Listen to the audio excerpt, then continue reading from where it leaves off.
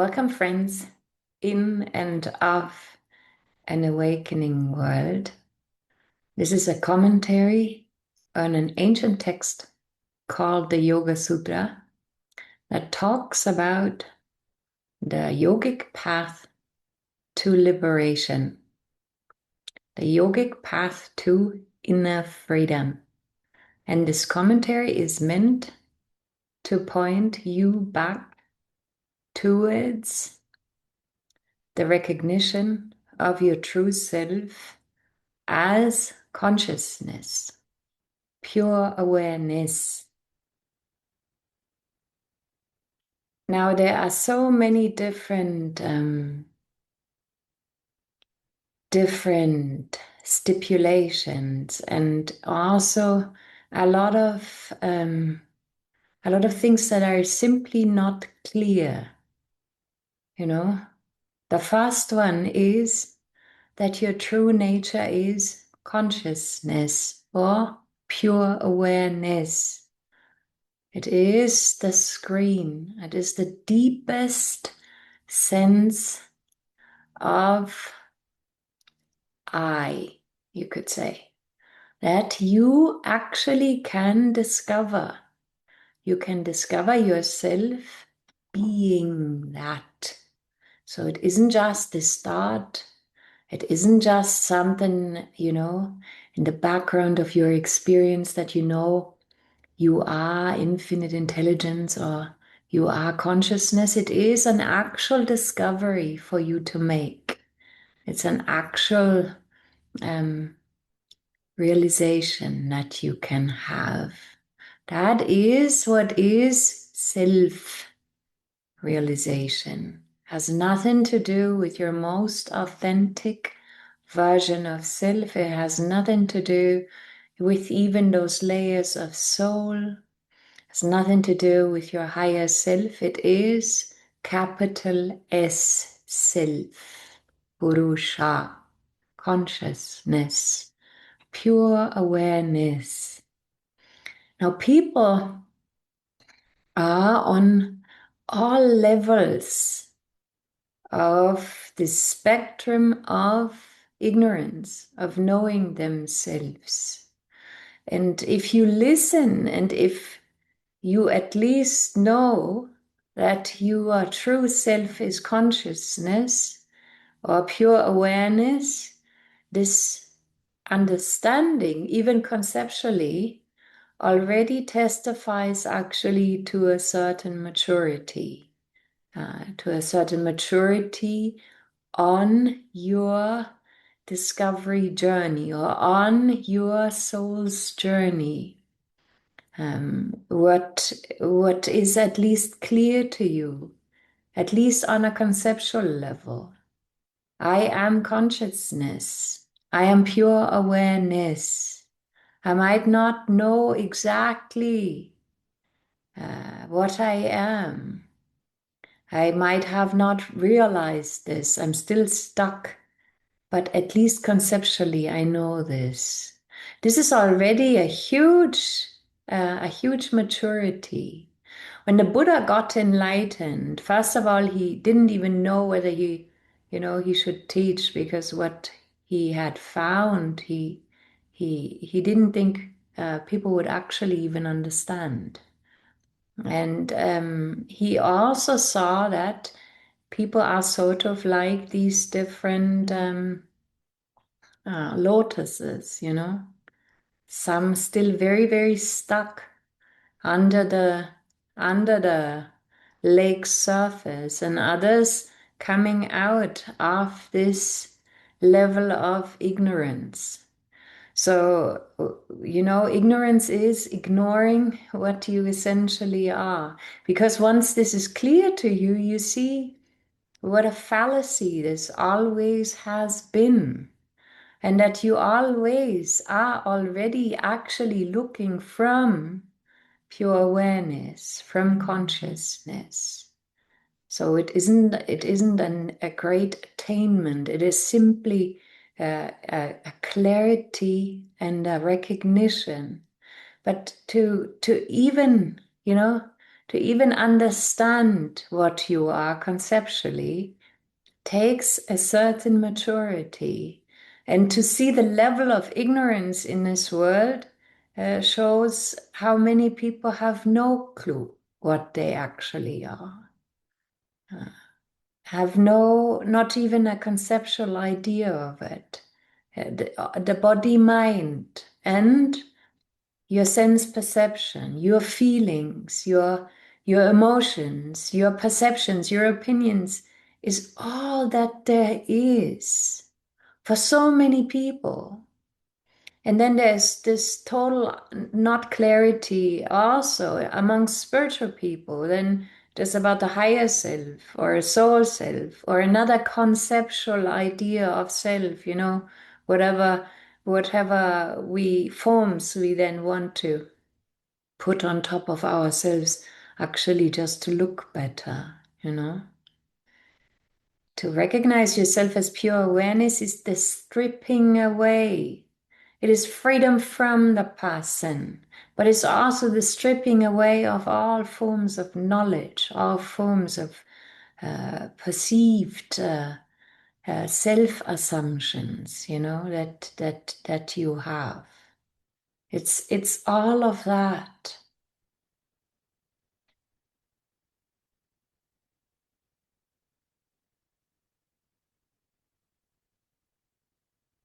So this commentary that I'm offering, that you can also just listen to, it comes from this recognition of yourself, your true self.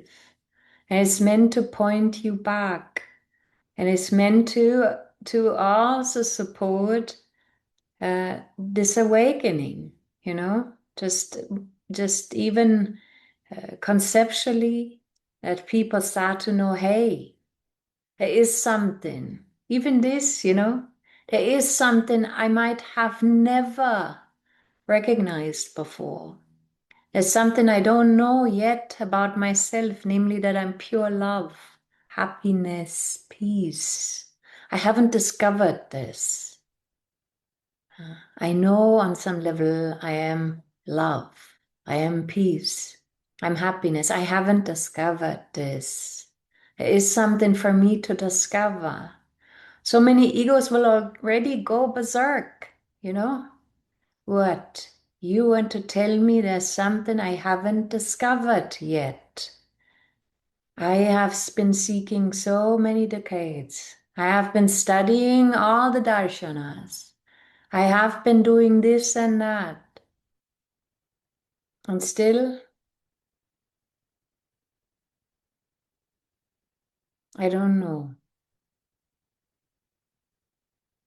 This is a huge maturity also, to say, I don't know, but also to know you can find out if you want to. So that's also the ego then, I don't know. And because I don't know, I have to reject it because it's impossible for me to actually open myself to not knowing. This is so important, to continuously empty yourself out. Come back to the humility of not knowing, of a complete saying, okay, I don't know the inner happiness that I am, the inner freedom that I am. I open myself. I know now I can discover this. I'm motivated. My ego can tilt. I watch it. I see it. I see my own resistance. I see my own, ignorance. I'm okay with it. I still go forward. I don't become demotivated. I don't sabotage myself. I don't say, oh, whatever she's talking and all these people are talking, I have no clue. And so I just close my laptop. I close my mind. I don't want to see. I want to continue in this hamster wheel of life. Yeah, I want to continue on my journey of suffering. I want to continue on holding on to suffering even. Think about how stupid this actually is. You don't want to know the root cause of suffering and that there is a path out of it. There is actually another option for everyone. There's another option. There's another option. In your life exists another option. You can free yourself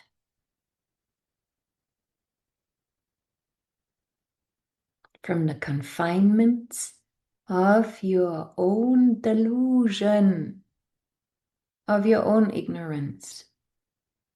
Do you want this?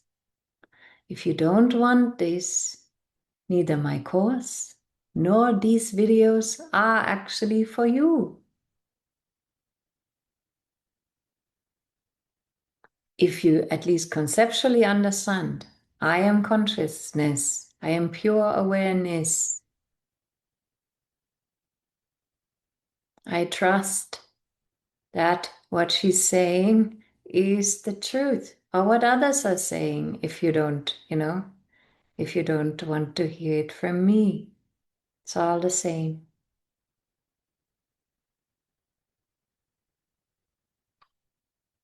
And also trust you can discover this, yourself being this, not as a fleeting experience. I had this great experience in which I was so expanded. I had this near-death experience. I had this out-of-body experience in which I know that I'm not found inside of the body. But then I'm back here. No, as the recognition of your true self. A recognition of what you are. Now, many of the Indian traditions, coming back to the Yogasutra, many of the Indian traditions are very, very strongly actually trying to help point people back. There was an understanding of karma. There was an understanding of honorable living, of ethics. Also in Catholicism, I have to say, there's an understanding of that the other is you, that you should treat the other as you, that there is oneness, that there is, that however you treat another is how you treat yourself, that you're only playing out things inside yourself. So it's not just in Indian traditions, but those Indian philosophies, Indian darshanas, many of them are actually intrinsically meant to point you back to this self-discovery as a huge gamut of it's culturally embedded, it's just this powerful strength actually that comes from the Vedas, from this foundational text of Indian culture, but also from many other texts that are not the Vedas, but that still actually purport you in a deeper exploration of self, in a deeper discovery of self. In simply, moving towards the divine, wanting to be one with the divine. And sometimes also, not even necessarily religious. Still the accentuation that the divine is also inside of you. That that you as consciousness, or you as pure awareness. This is touching on you as the divine, your God self also. You can put that in a religious context or not in a religious context, but it is this innermost discovery of you as infinite intelligence, limitless, not bound. The remembrance that you aren't found inside this body. The path of yoga is so helpful, also in my opinion, is because this, for example, this foundational text, Patanjali's Yogasutra, helps you understand that what is happening through an understanding of this path, a deep understanding of these teachings, is that there can arise discriminative clarity, viveka. What is this discrimination about? This discrimination is about an understanding what is your nature as consciousness, pure awareness, and what is only perceivable. And among what is perceivable is the body and the mind. So you are neither the body nor are you the mind. This discrimination is necessary. You're discriminating everything that is perceivable as not you. Ancient principle. Also in the practice of what many people know as neti. You're negating. You're negating thoughts as you, you're negating emotions as you, you're negating perceptions as you. Automatically, when you negate everything that is false, where do you land? In what you are, the purity of I am, the purity of pure awareness.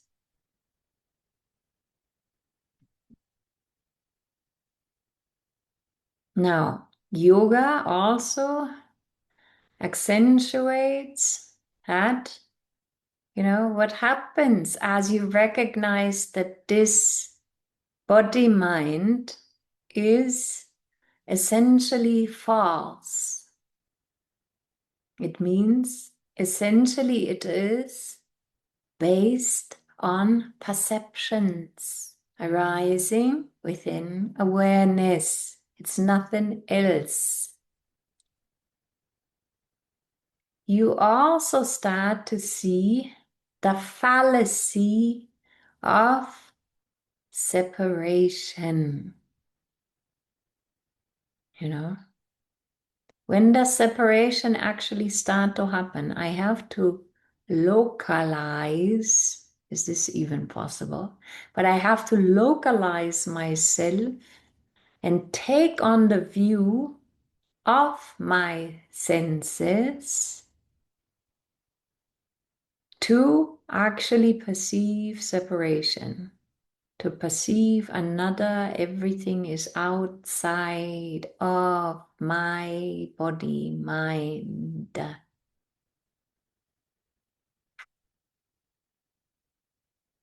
Now, I can go the path over inquiry, asking myself, what am I essentially, negating what I am not, inquiring. What is deepened? Also happens in meditation, and it's always the deepening. Am I still aware of that? Whatever it is, your own opinions about perceptions, your own opinions about your spiritual awakening. Is it still something that is perceivable? Then can I move further back Isn't there something that is aware of even that? That's inquiry. That's going straight to what in you is aware and what in you is only perceivable. Discrimination, viveka again. Or it can happen to you in meditation. Meditation, no longer object focused. Meditation on observing the mind, looking at the mind, creating distance from the mind. Then also so-called outside objects start to shine within you as awareness. The veil of separation also gets lifted.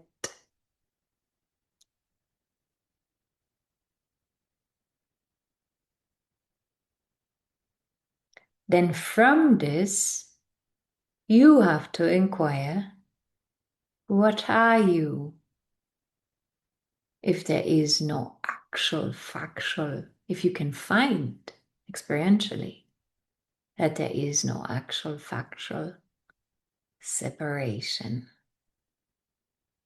That separation comes into play by identifying with the mind, body, and its sense perceptions.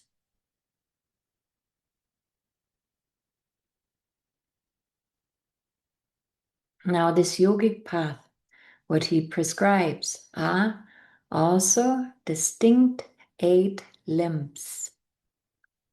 These 8 limbs work with you as this relative construct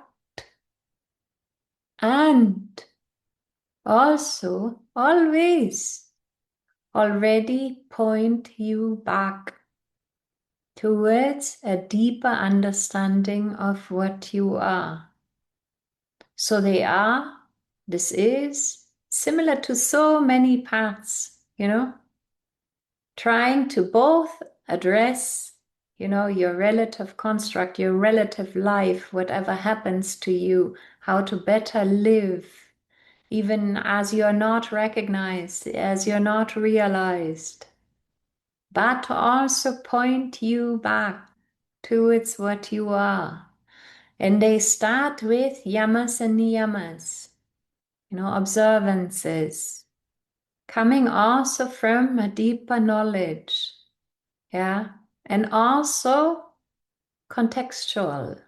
If you look at any of the traditions, the Vedas and the darshanas that come out, Advaita, Yoga, but also the religions, Buddhism, they always, and also even Catholicism, again, they always have a gamut also of ethics, of, moral values. Understanding the other is me. Coming already from the understanding that the other is you, the greater you is also that other. Coming from that non-dual understanding already now, ethics, but also because in these Indian traditions especially, there is an understanding of karma, both in Buddhism, for example, also very, very strong. The Buddha talked about what kind of karma causes what kind of effects in this life, what comes out of it. This understanding also that everything is seen. Everything that is done and acted is seen by the greater intelligence that is you, coming from that knowing, coming from that, that understanding also. And also to not just coming from, the an understanding this then might happen to me karmically, or the Catholic understanding, if I act in a certain manner, then I end up in hell. But coming from an understanding of what actually opens our heart, what also catapults this journey, generosity, giving, forgiveness, love. How this already, truthfulness, how these are always also, pointers, a deepening into love. At some point, you will find or inquire into what is actually love, universal love. How this can change. Now, so ethics, yamas, niyamas that the yogic path describes are the first two limbs, observances also towards others, observances towards yourself, and all of them also pointers. Because, for example, contentment, it's one of the niyamas. The person can try really hard, to adhere to certain morals. It's part of the problem of a lot of these, is that the person tries. And in that trying, that's also good because, it builds momentum. It can build momentum, can build character, it can build a lot of things. But it might be very, very difficult to continuously remember to be content, because that small self simply is often discontent, just wants things differently than what it is. And so it also already always points you deeper, because there is something in you that is fulfilled, that is content with life as it is. And this discovery needs to be accentuated. The self-discovery, what you are beyond this relative construct. Always I want to remind you, this should be the priority on top of your list, because it changes just, everything, literally everything. And then it's not anymore a trying to be this or that, to be loving, to be content, to be happy. It is the discovery that you are happy, peaceful, loving in your essence. So this should also always be the first thing, your top up your priority, not postpone to another life. Not again getting really agitated. I haven't found this yet. Hey, you are listening now, you're hearing. It should motivate you, Even frustration. Take that frustration. Let it motivate you. Let it not sabotage your discovery. Let it motivate you, Hey, I hear it now. What a chance. This is how this hopefully pans out for you. Now, this sutta talks about the third limb of 8 limbs, Ashta Anga, the 8 limbs of yoga. Third limb, Asana. It starts with saying Stira Sukham Asanam. It means the posture should be stable, stira, and sukham, comfortable. This is how asana should be. Now, in the context of this book, there are only 3 sutras pertaining to this limb of asana. And it can also just be that asana was mainly to sit down for meditation, to sit down for inquiry, because this book is mainly about removing suffering and your path, understanding what is suffering, understanding what is the self, discriminating, coming to know what happens as separation starts to experientially tumble, and how to liberate. What is the path to liberation? So stira and sukham can also pertain to simply you sitting down. How should a meditative posture look like? Do you really have to sit like super straight? Is that really relevant? Stira sukham should be stable and comfortable also, you know. And your asana practice should be stable and comfortable.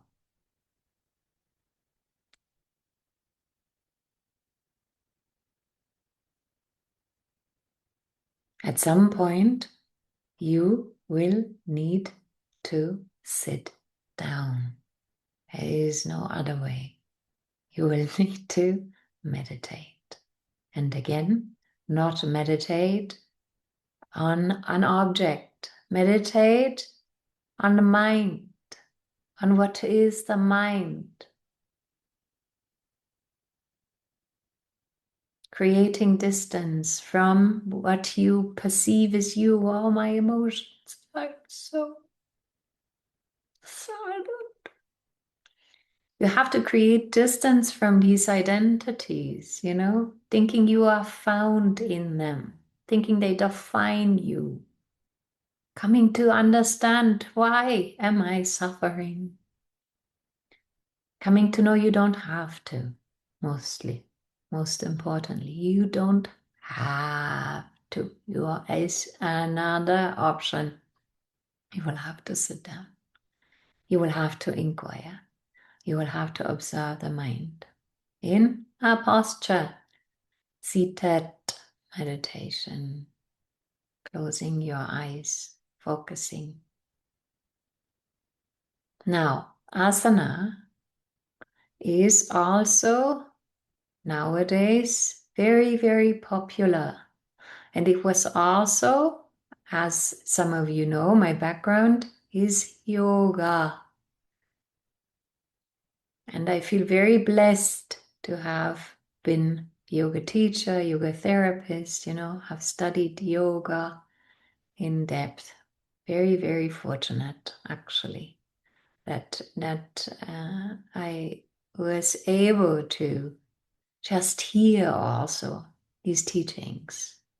And many realized masters what they have said and what they have, you know, expounded on. It does something to you. Never forget that what is realized, like this book, you know, Patanjali's Yogasutra, what it speaks from is already the self. What it speaks to is also that deeper presence, has a different way, not just it's beyond conceptual. That's also why oftentimes, you know, you read these texts, you think, oh, very difficult to understand, very, very difficult. So there is a conceptual, again, there's actually also a conceptual maturity that you understand what is talked about. This is already great. Then people say, okay, there's also an energetic quality to a text, a vibrational quality to a text. I agree. But then there's also something deeper that isn't distinguished, that knows itself already to be you, that is already part of you. And that's non-conceptual. Like even listening now, you're like, what is she talking? because it is a just coming from the self. Now, asana is is is a way that can be very, very beautiful to alleviate, change, and work also with your relative construct. Again, we have this work on a relative level, on your life, your health, many of these, even to work on a spiritual level, many these ways are addressed, also can be addressed by asana. Many health issues can be addressed by asana.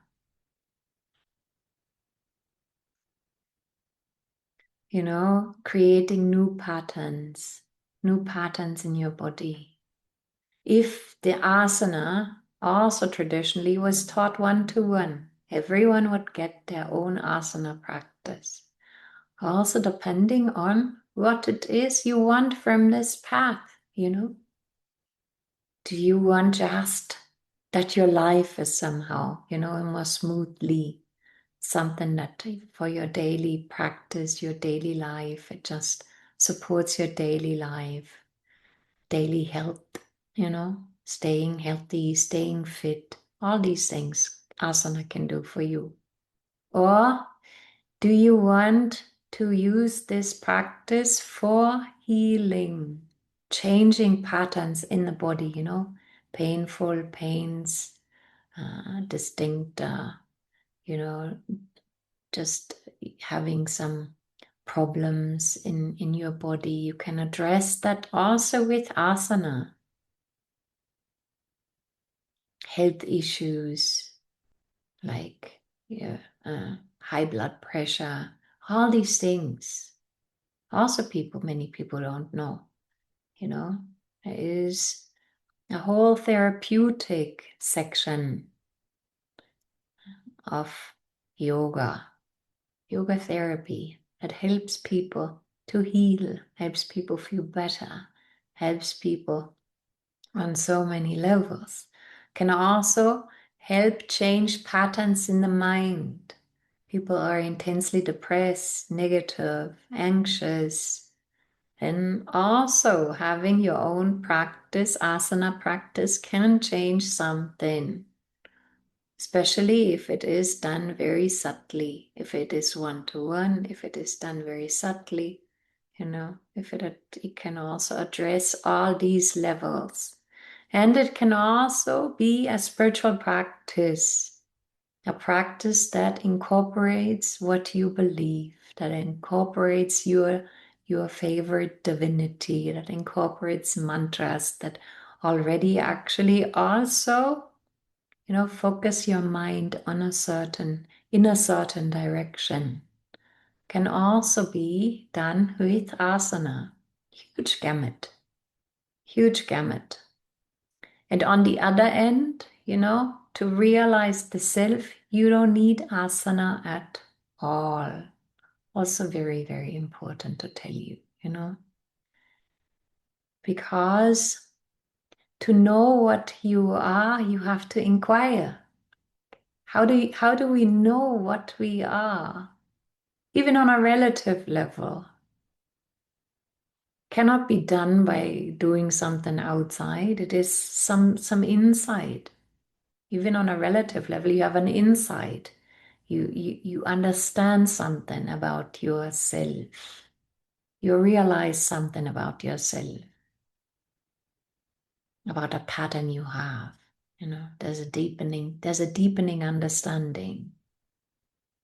This is the same, even though it's completely different. But that's why asana also doesn't pertain to it. Because again, asana works, even though asana also very subtle tool, works with prana, works with energy, works on your mind, works on your physical body, can be very, very incredibly profound, incredibly subtle, on all these different levels. But what you are as consciousness or as pure awareness is aware of all of these levels. It isn't conceptual. It isn't what is perceivable. And so the deepest people often go is to energy, frequency, right? Or, this is the deepest. But there is something even beyond that. What is aware of even energy? What is aware of even prana? This is what you want to discover. This deepest sense of I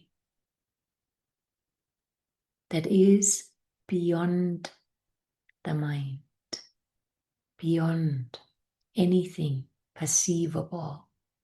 Yogasutra also talks. The realm of what is perceivable is going from, what is manifested physically to very, very subtle currents, subtle things, unmanifested, still perceivable, still content of the mind.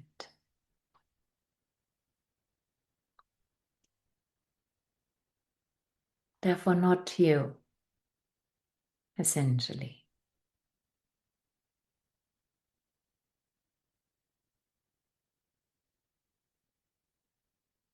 So asana, sthira sukha, can be the posture for meditation, can be other postures that you use for whatever it is right now. I'm not discarding this.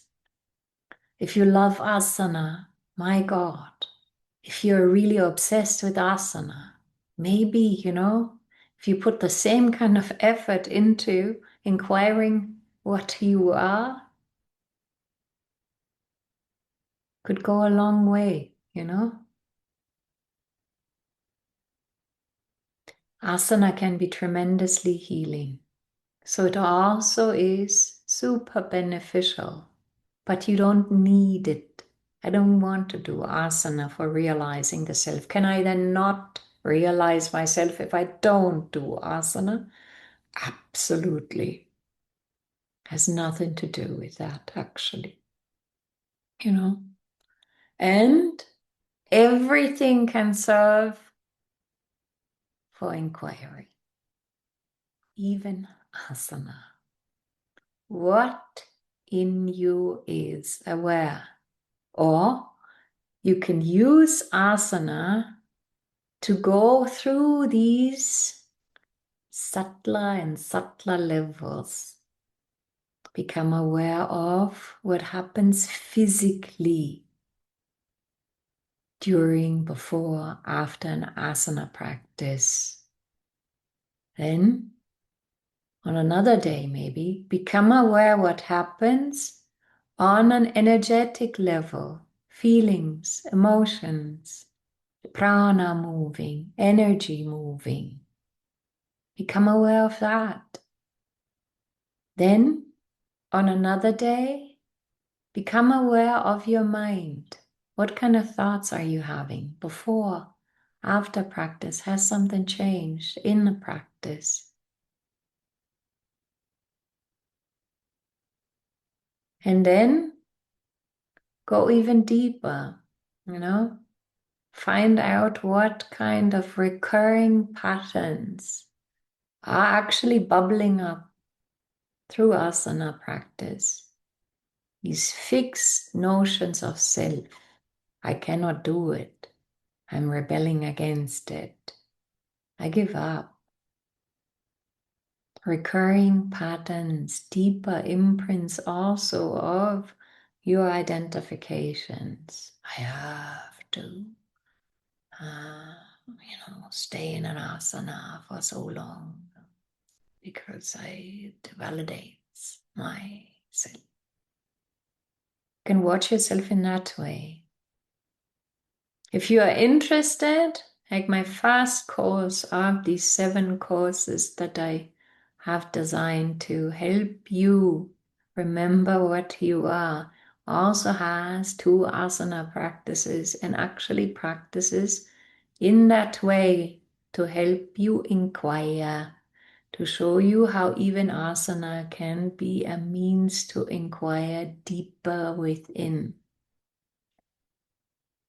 to go into more subtlety, to even understand a movement into more and more subtlety, into different layers of your construct, and then seeing what is aware of all of these levels and layers.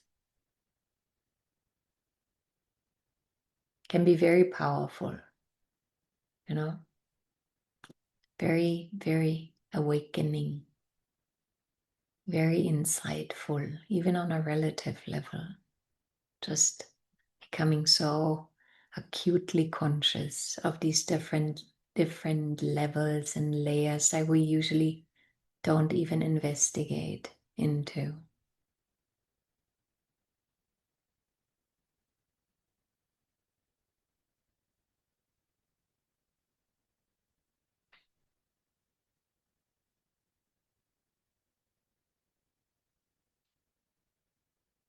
So this is the first sutra that talks about the third limb of yoga, on this prescribed path of yoga that actually already includes, incorporates your life, your relative self, all these different, layers that you encounter in your daily life, your daily perceptions, how to work with them, what is conducive on this path, but also always what points you deeper, what helps you understand that this path originally is not about the body, is not about, how good you can do an asana.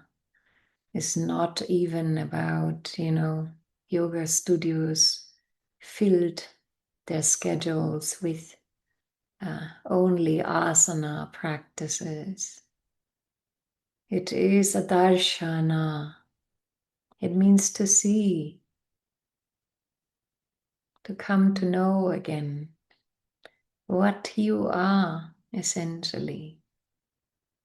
And so when you are drawn into even yoga practices, oftentimes there's a deep remembrance coming, remembrance of this path, remembrance of having done this before, a stipulation also to go deeper.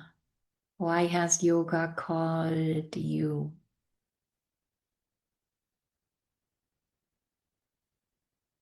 What is it? What are you actually interested in? Honestly, not coming from the small self, self-realization, this big word. It's not for me, or not in this lifetime, or not at whatever cost. For you here now.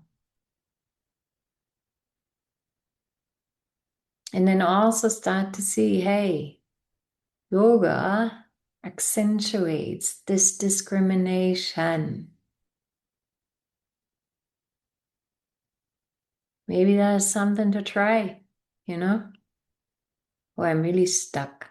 I don't know about all these, self-realization, people talking this and that. I don't get it.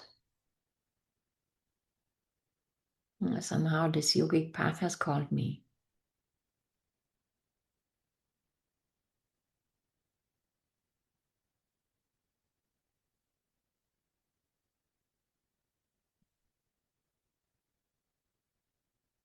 Maybe something in this discriminative path.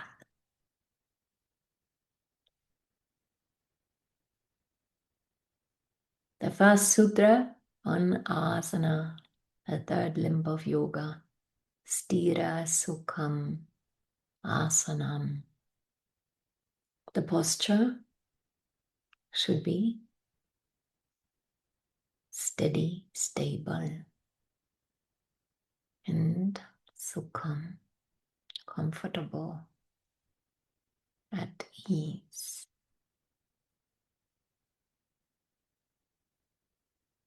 Namaste.